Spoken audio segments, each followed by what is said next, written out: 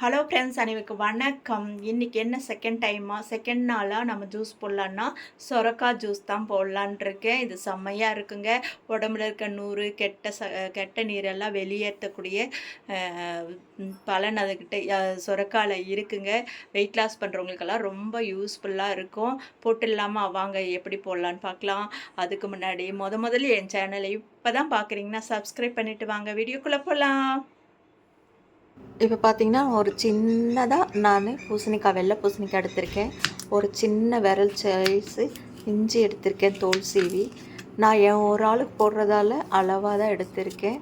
இப்போ மிக்ஸி ஜாரில் எல்லாத்தையும் கட் பண்ணி போட்டுக்கலாம். இஞ்சி, பூசணிக்காய் இதெல்லாம் கட் பண்ணி போட்டுக்கலாம்.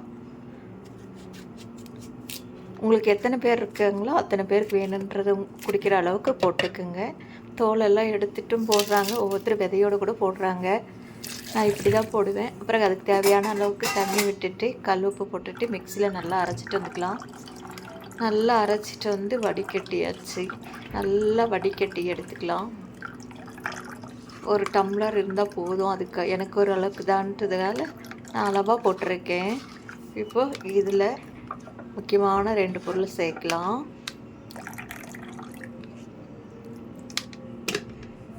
ஜீரகத்தூள் கொஞ்சம் போட்டிருக்கேன், அப்புறம் மிளகுத்தூள் கொஞ்சம் போட்டிருக்கேன்.